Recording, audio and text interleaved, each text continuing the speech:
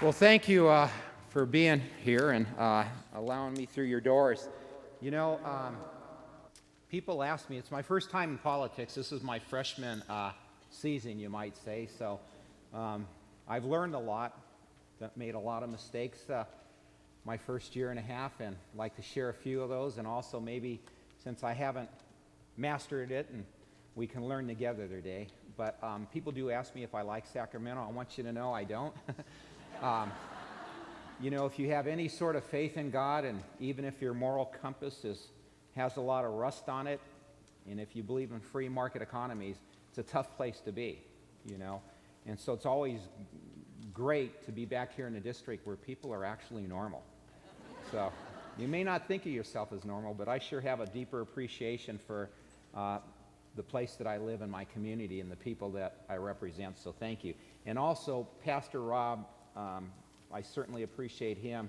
One of the things that concerns me about America, George Barna says there's over 80 million adult born-again believers in America. And how he got that poll is he asked certain questions, and they were pretty defined. In other words, what do you consider yourself a Christian? If you are, what does that mean? It means people who have received Christ as their personal Savior. 80 million adults, but yet we can't seem to turn our country around, you know? And God doesn't need big numbers. He only needs big people who trust in Him. And so we may not have some big people. Pastor Rob's one of them. But one thing that concerns me today in America, and I have expressed this to Pastor, is the pulpit has become weak. You have a lot of churches that have gone user-friendly, seeker-sensitive, and I don't know why, if they're afraid of losing their 501c3. But I thank Emmanuel Baptist and Pastor Rob and the leadership here that you guys talk about things that are moral and things that are immoral, and that's something that's not heard in so many churches throughout America today. And I think our youth is dying on account of it. Politics has died, and in fact, we're going to learn a few things today that you've heard this saying that we get the leaders we deserve. You know, that's true. Some of your best, greatest theologians actually believe that. And so without further ado, I brought a PowerPoint presentation because I was trying to think what could I do to help us all learn together. And one of the things, of course, America needs prayer right now, and that goes without saying. We need more people to pray for leaders and pray for morality, and that our country would wake up, because we're dying, ladies and gentlemen. We are. The signs are there, right? And I don't know. The Bible says no man knows the hour or time that Christ is going to return.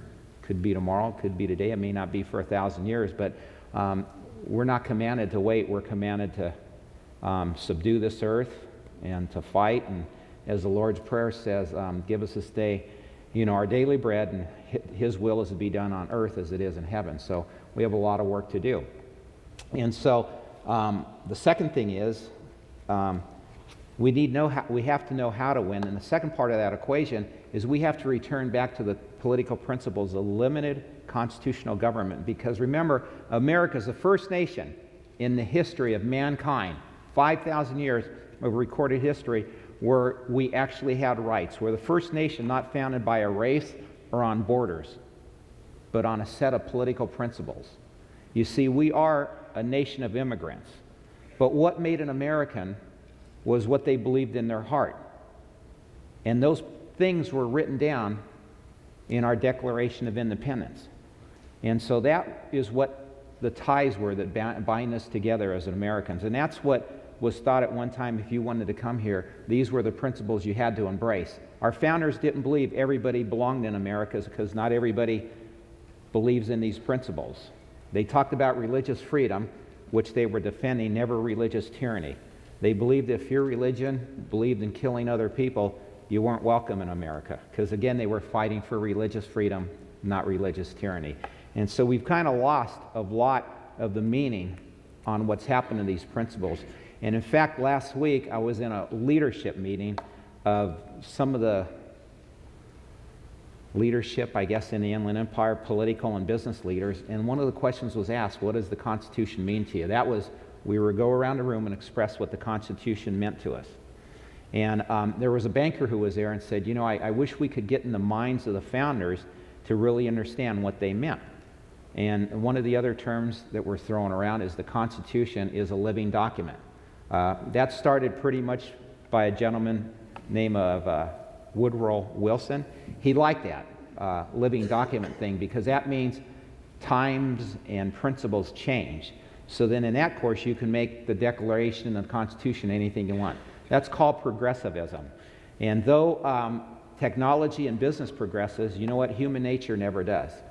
And there's timeless principles that God puts into nature, human nature, economic fundamentals, political fundamentals, and moral fundamentals. And they do not change, they remain constant throughout history. And you can ignore them for a while, but he has a way of uprighting them. And they will be up, they will turn themselves right side up again, hopefully sooner than later, because historically, the later it gets down the line, the more pain there is to come. And we don't want that to happen to our country, let alone the next generation. And so when they got to me and they asked me, what's your favorite part of the Constitution? I said, well, my favorite part is the Declaration of Independence, which of course is separate, because I said the Constitution rests upon the Declaration of Independence. And I explained to the banker, we can know what the founders meant in the Constitution if you first understand the Declaration of Independence, because that was their heart and soul of what they believed America was all about.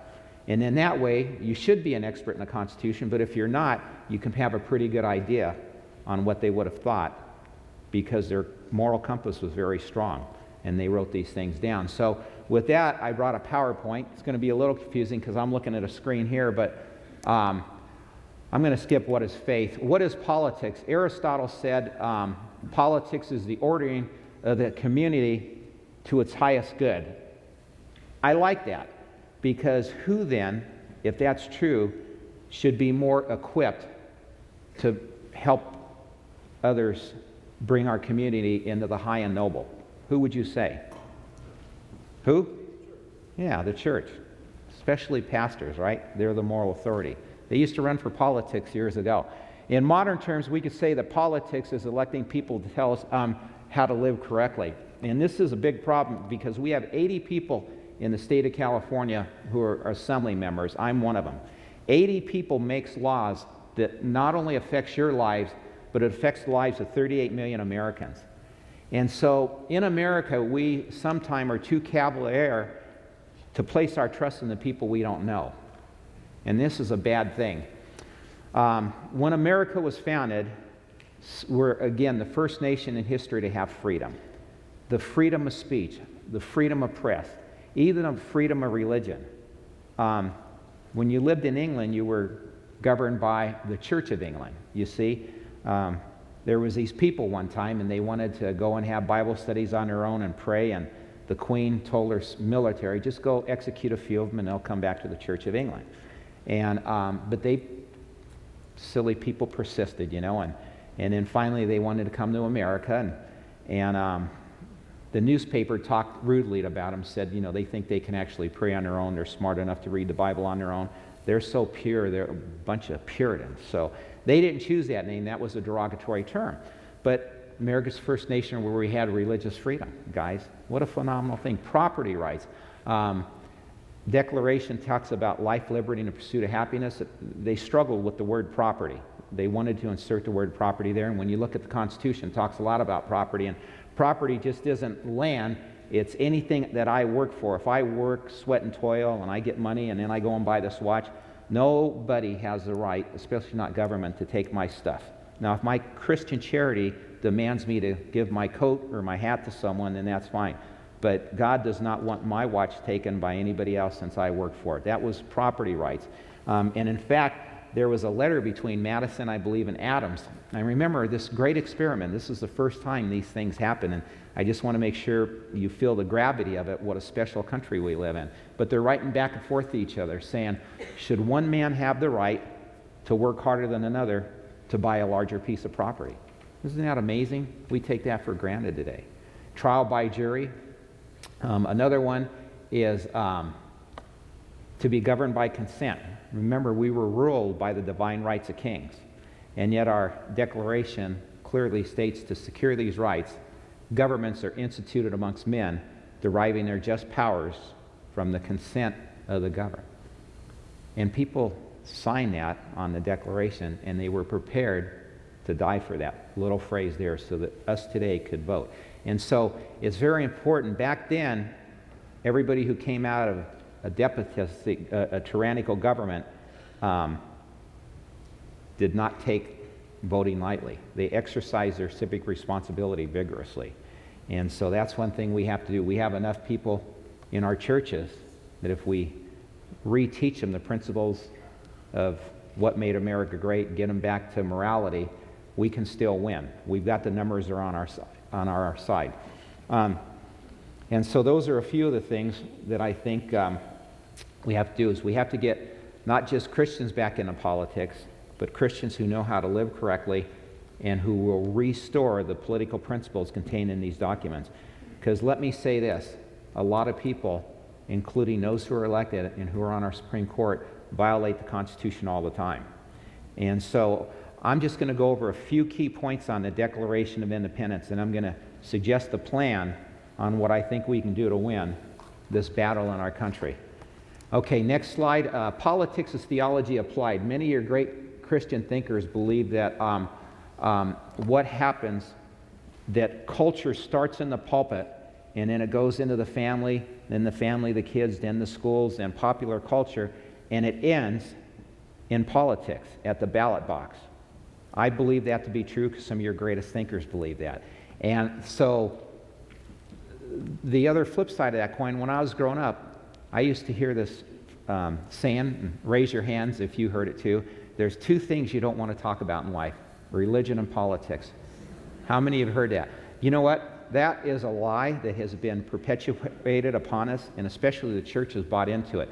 You know, it's the only two things in history that men are set free or they're sent into bondage. It's always either through the church or the state, period. And yet somehow we've bought into this because at the end of the day, all those decisions are moral or immoral. You know, murder, is that a moral decision for the church or is that a political one? It's both. You know, when you organize a city, as Aristotle said, for the highest good, you have to have laws to protect the citizens.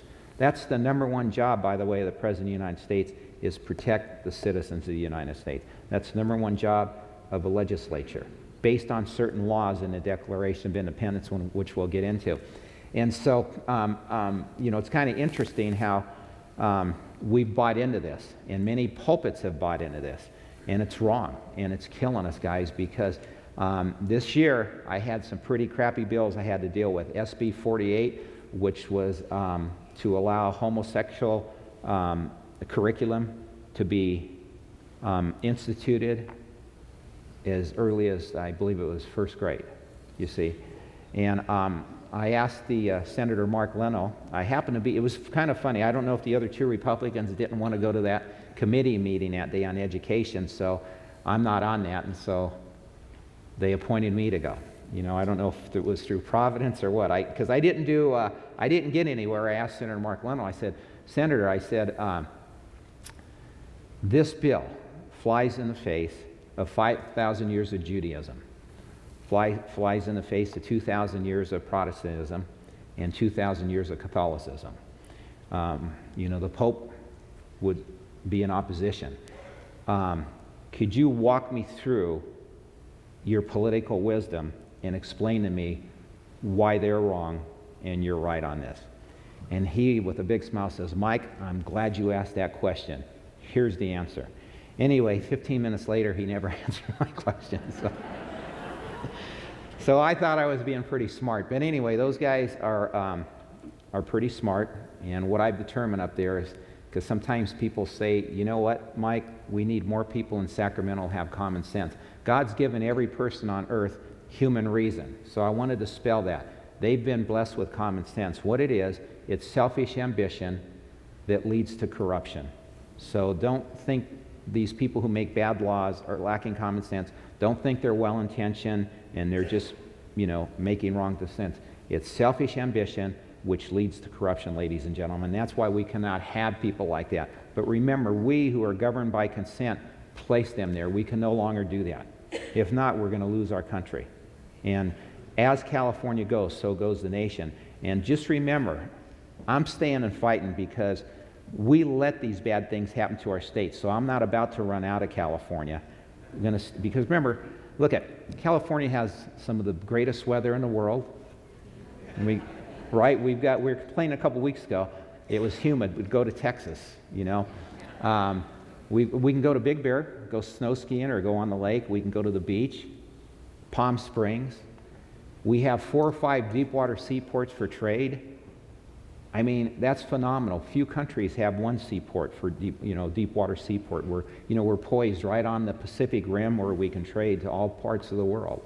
We have the Silicon Valley, which leads the world in technology, and over the hill from there we have the San Joaquin Valley, which produces $32 billion a year in agriculture.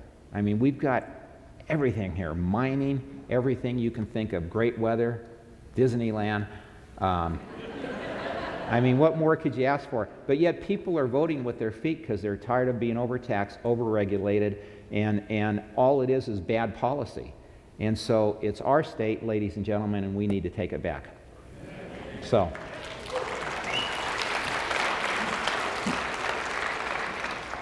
And besides, that's what men and women of faith do. We don't run, we fight. And so second of all, a couple other things too on that. We have states. Governor Rick Perry, have you heard about his walnut brown box? Have any of you read that in the Wall Street Journal? Well, what he does is that state, by the way, they don't have state income tax. They have crappy weather and mosquitoes, but they have opportunity, okay? A lot of younger people are moving there because there's opportunity.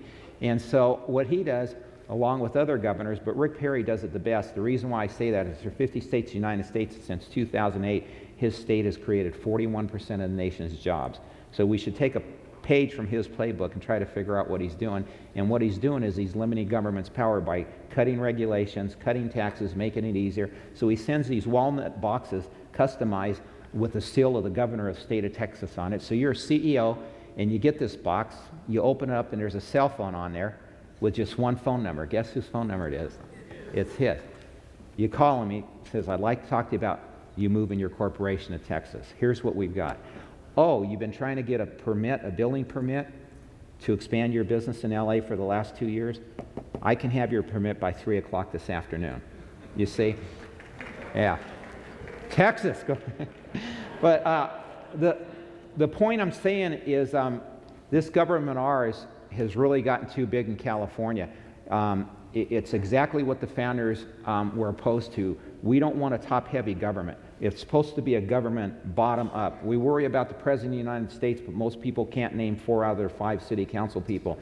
And it's the city council people, you got to get on the grassroots because those people move up. We could have stopped this guy named Barack Obama about 8 years ago when he was in a political position about equal where I'm at right now.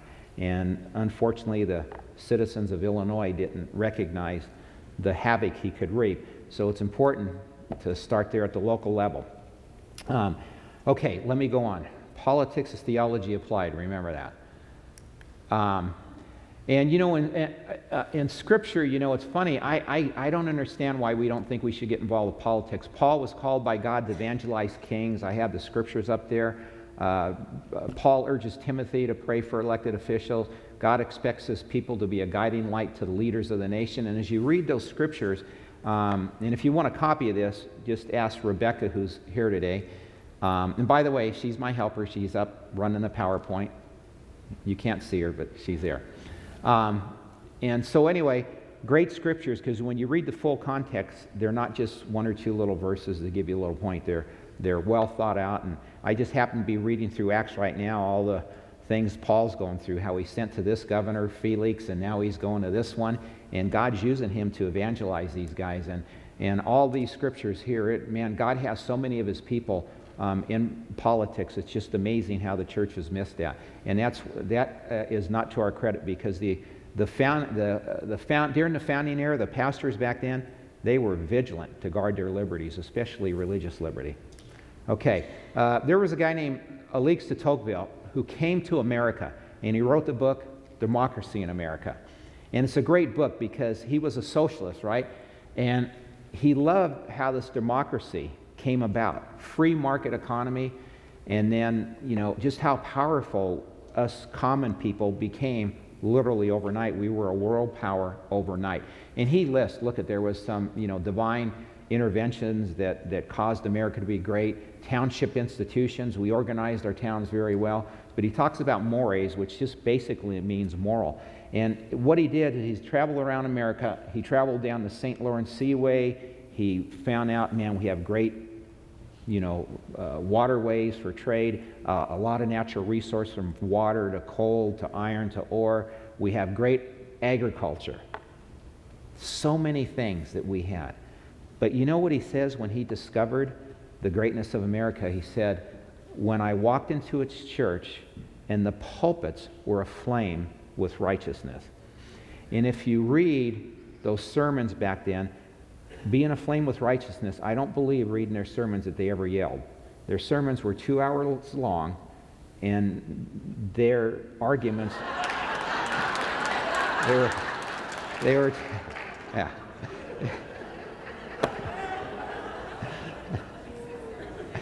Anyway, yeah. Well, he was around then, so he... But anyway, they were bulletproof, and the point is, to Tocqueville's conclusion is, our country will only last if its citizens remain virtuous.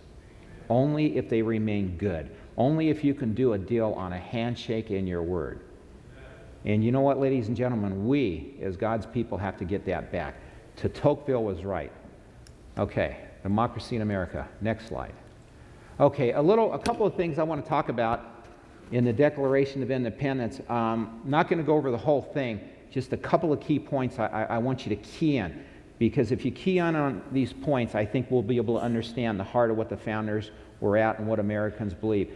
And so it says, when in the course of a human events, it becomes necessary for one people to dissolve the political bands which have connected them with another, and to assume among the powers of the earth the separate and equal station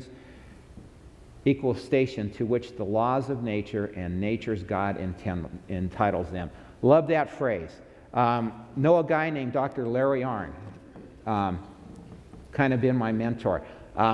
He used to be at a political think tank, and now he's president of a college called Hillsdale College in Michigan, which I love. Some of you probably getting Primus, huh? No? Yes? Okay, yeah. And so, great school. I sent my 2 boys there. And so I wanted to know what that phrase meant. So one day, he and I took a walk. And I said, could you give me the Reader's Digest condensed version of this in 10 minutes? And he still laughs about this. He said, Mike, people study this for 20 years and still have disagreements on it, and you want me to explain it to you in 10 minutes? And I said, take 20 minutes. So I'm going to do the best I can. I'm sure he would argue with half of this, but it's interesting to me what they meant by that. But Clarence Thomas, who he mentored, by the way, when he was being drilled by all the... Do you remember that? That spectacle, to have him appointed to the Supreme Court? They asked him, what is the basis for your law? How will you make an opinion? And he said, well, according to natural law. And you had the most powerful Republican and Democratic senators up on the podium drilling him with questions. The leaders of our nation, the leader of our political rights. No one knew what Clarence Thomas meant by the concept of natural law. And so he says, well, you know, according to the laws of nature and of nature's God. And Senator Joe Biden, who's now our vice president, looked at him and said, where did you get that from? Clarence Thomas told Dr. Arnn, I didn't know how to answer because there was 80 million people watching, and to think that our high-ranking people did not know this was in the first paragraph of the Declaration of Independence. It's the whole basis of law. It's the only thing they used to teach in law school. They don't anymore, not even in Christian law schools. They're starting to. But what it means is there's laws, and we can find the truth 2 ways the founders meant. Through divine revelation or through human nature. because God of nature has taken truth and placed it throughout human nature. He's written it on the sky. Even chapter 2 of Romans tells us God's written the moral law on every man's, even the unbelieving's, mind and their heart. Romans chapter 1, which I love, says mankind is without an excuse because they know the truth, because it's clearly made evident to them. And here's what I like. He says, even in the invisible attributes, which implies there's visible attributes you can know the truth, as well as invisible attributes. And so what happens is, let me give you an example how to figure these things out. One little thing, there's 3 little words in Scripture God says, I hate divorce. What does that mean? Well, you're not a Christian, forget what the Bible means, but if you look at the laws of nature, you know, it's interesting to me, the majority of men in prison come from fatherless homes. People who do worse on SAT scores generally come from fatherless homes. Drug use, we all know, comes from, not all, you know, there's kids on drugs who come from good families, but the highest percentage, unfortunately, comes from homes that are split apart. You know, even economic study says if you're not Bill Gates and you're just an average Joe, like most of us here, the best way to get ahead in life is get married once, get a job, get married once, stay married, don't get in debt, pay your bills, and don't get divorced. You know, and so I think the thing is, you can go down the line, and I've studied many of these demographics and statistics. You know, that would be the laws of nature. It's common sense. You don't need the Bible to tell you divorce is wrong. You can look through human nature. You can look back at history. When Greece was powerful, they held marriage up in high esteem between a man and a woman. But over 300 or 400 years, their morality began to, disintegrate. And the further they went down that abyss, and the family was weakened, their country was weakened. And then they got into debt. Of course, am I talking about ancient Greece or Greece today? Anyway, I guess some people never learn their mistakes, but hopefully we will here in America. But anyway, the laws of nature, and nature is God. Remember, there's only one law, the law, and that law comes from God. And so the founders knew that if you were dealing with Christians, you could use the Christian argument through Scripture, but also God has made it clearly evident in the universe and out throughout human nature that you can easily come to the truth on anything. Matters of marriage between a man and a woman, on anything. Even economic principles. It's interesting. Any of us here who were to get in trouble financially because we ran up the credit card, some of you probably have.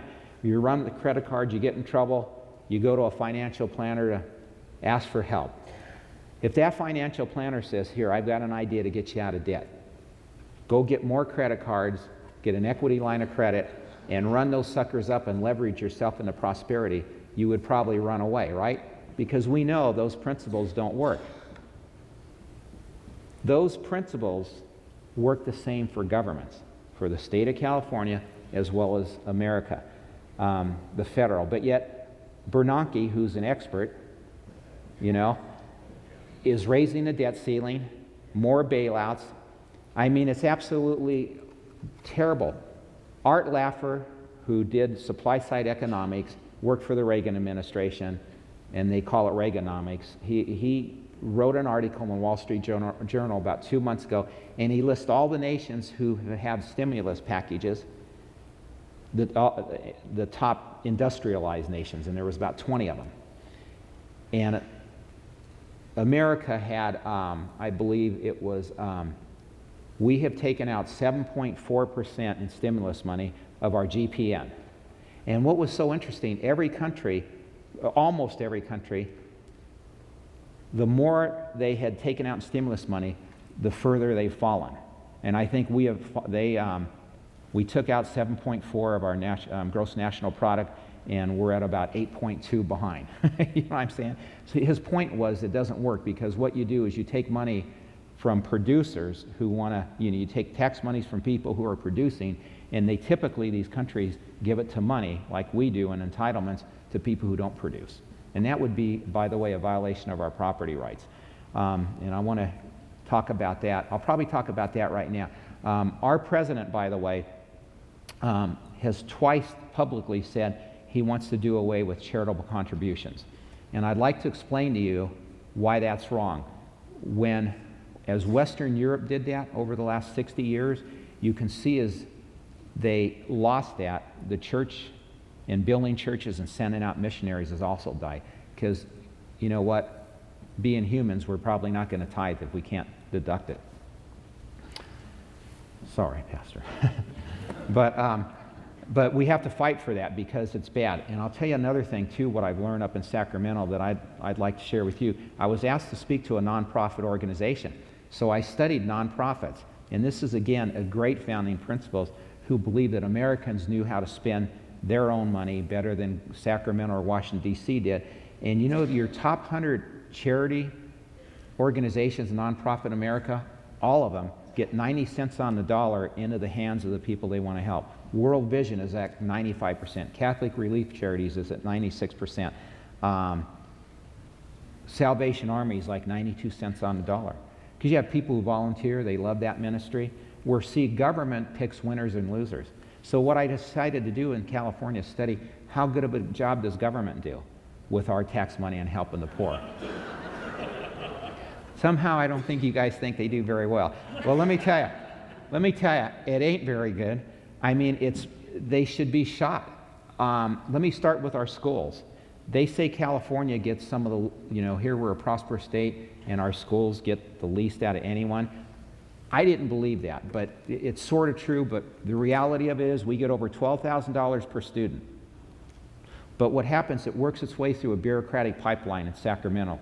All these big administrative salaries, and then it works its way into the county and through their administrative salaries, and then it goes to my city of Rancho Cucamonga that doesn't have one school board but has 5, and then, it goes through that pipeline. By the time it gets in to the school district of Central School District, and this is as of Thursday, I talked to the gal who's the head of that, good Christian lady. She said it's $4,000 is what she told me in her particular school district.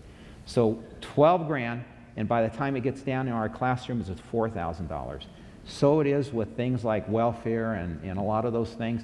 Some of these agencies, at best, are between 30 to 40 cents on the dollar. And yet they're picking the winners and the losers. Folks, that's another reason why we have to limit the power of government. Let us have our tax money, because right now I am offended that our churches and our nonprofits are in direct competition with our government for money. And the more they raise taxes, the more that keeps us from doing the work we want to do, and we do it better. It's statistically proven that we will be more efficient with our money and we'll do a better job than government does. And I tell you, when I look at Loma Linda Hospital, I had dinner with the CEO over there and a couple of her administrative folks, and that hospital was founded over 100 years ago. They didn't need any permits back then, guys. For the next 70 years, no one told them what to do, and they built one of the finest hospitals in America. And in May, this because I had dinner with her in June, but in May, they had 113 government inspectors, and they're always looking for stuff to find them so they can make revenue, guys. And so it's what governments become. And Jefferson said the citizens, once they're afraid of their government, that's when tyranny comes. We need to make it, he said, that government is afraid of us. They need to be our servant and not our master. Amen?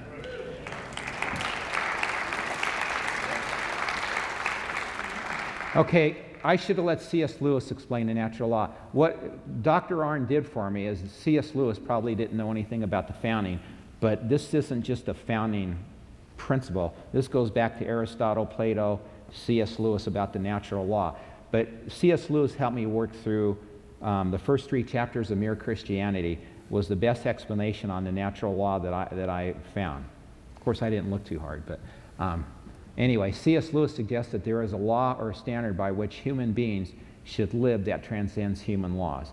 Natural, morality, and then it ends up in politics.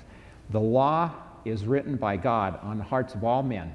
It serves as the basis for morality, which deals with what is right and wrong. It should also serve as the basis for politics and human law, which deal with what is just and unjust. In his book, those first few chapters, Lewis gives all these examples. He says, you know, when somebody kills someone, they don't wait at the scene of the crime, waiting for a police officer to come and say, you know, I killed this person and wasn't sure why. It was just, they run because they know they're guilty. That's the natural law.